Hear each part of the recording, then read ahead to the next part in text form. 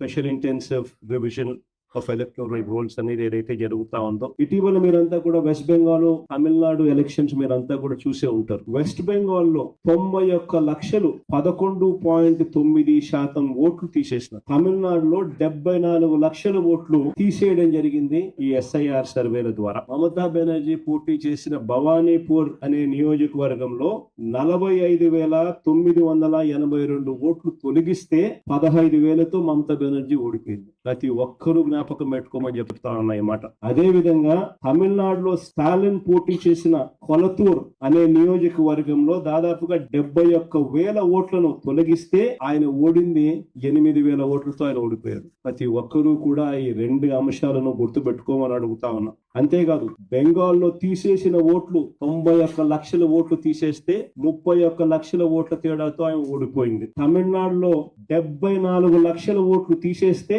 Stalin party ఓడింది 17 లక్షల తేడాతో. ఇవన్నీ నేను ఎందుకు చెప్తా ఉన్నాను అనంటే, ఎంత ఇంపార్టెంట్ ఈ విషయము అని చెప్పి మీ అందరికీ కూడా మీ నియోజకవర్గాలలో ఎంతగా దీని గురించి పట్టించుకుని జాగ్రత్తలు తీసుకోవాల్సిన అవసరం ఉంది అని చెప్పడానికి ఇవన్నీ కూడా చెప్తా ఉన్నా. ఆశ్చర్యం ఎందుకో తెలుసా, జాగ్రత్తలు ఎందుకో తెలుసా?